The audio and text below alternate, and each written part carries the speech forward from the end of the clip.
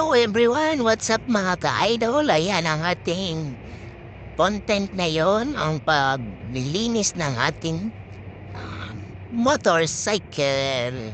Yan mga kalods, bubuksan na ng ating partner yan. Masipag yan na mangulikot sa kanyang motor.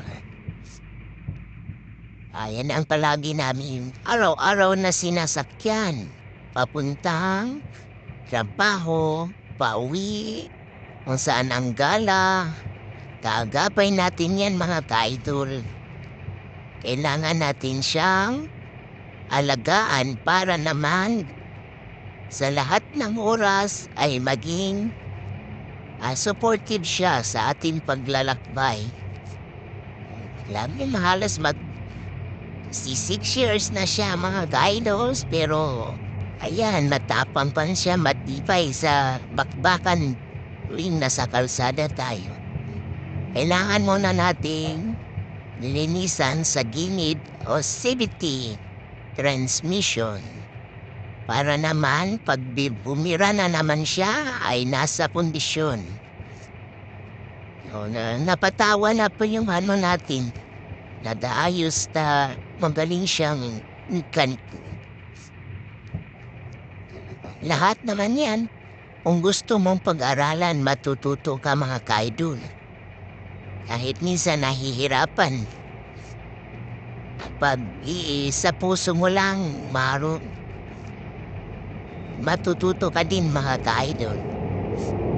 Ayan. Maya-maya, utasan niya yan sa... Pag natanggal ang mga tornilyo, ayan, hugasan niya yan maya-maya. Kaluts. Kita. Bubuksan niya muna yan. Pag nabuksan niya na yan, diyan na po natin makikita kung anong problema ng kanyang motorcycle. Sipag-sipag lang mga ka-idol. Huwag po natin hayaang magkaroon ng problema ang ating motor. Dahil pag nagtataon na, nagsabay-sabay ang problema, mas malaki ang iyong gagastusin. Lalo-lalo na kung wala kang budget, kailangan mo munang mag-ipon para mapaayos ang sarili mo motorcycle.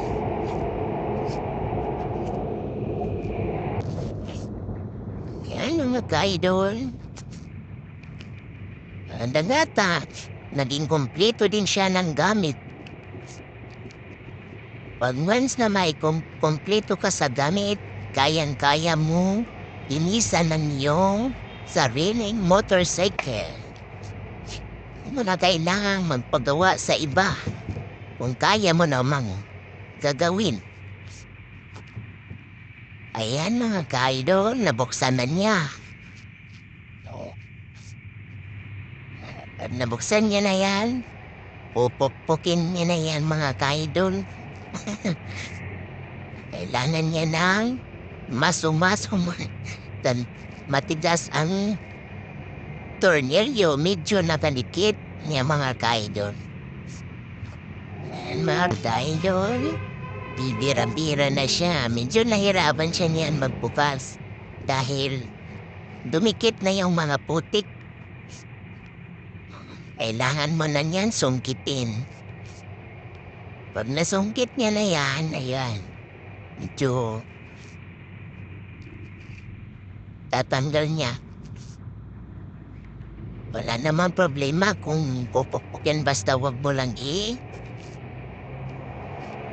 sabi na medyo na yan, kailangan niya ng suporta.